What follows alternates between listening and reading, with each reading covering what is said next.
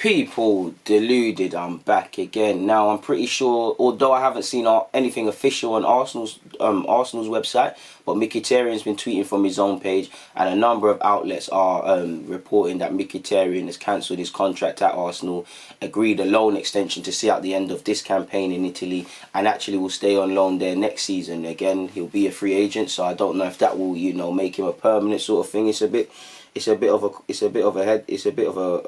a weird one. Apparently, he's agreed to stay there for the 2021 season.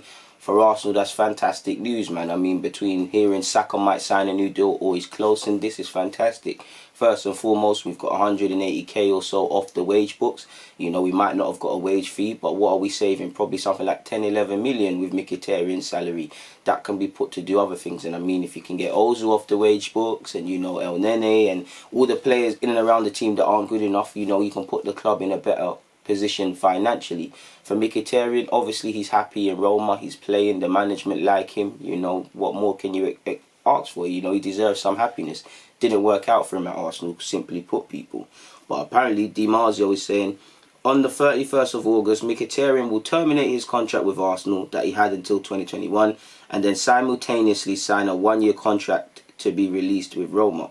With this was, and then they got, I saw this on Roma's official thing. Said, we've agreed a deal that will see Mkhitaryan stay until the end of the current season with a primarily, I can't say that, but let's just say with an initial agreement for the 2021 campaign.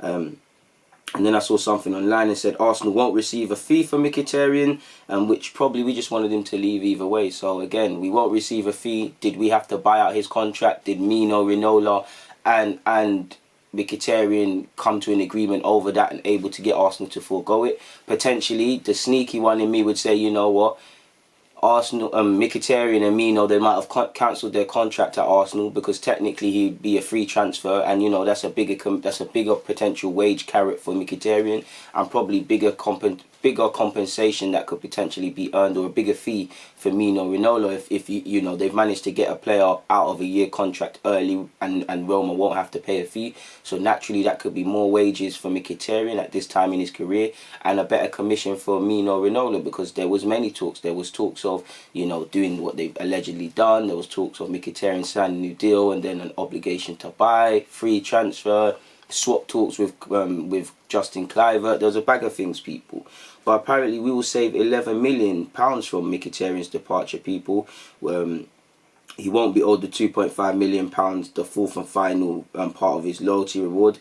His annual salary is £8.5 million, and a 2-year contract was cancelled at the request of his agent, who will pay a compensation amount within £1 million to Arsenal according to the terms of the contract. So we're going to get a couple £1 million in compensation from either his agent or Mkhitaryan's party. You know, that allows him to go and do his thing at Roma, and most importantly, it saves 11 million out of nowhere. A player that weren't even here this season, that played no part. So obviously it doesn't mean we're in the best of health, but it probably gives Arsenal that bit more room to manoeuvre in the transfer market. You know, we've been linked with several names, whether they happen or not.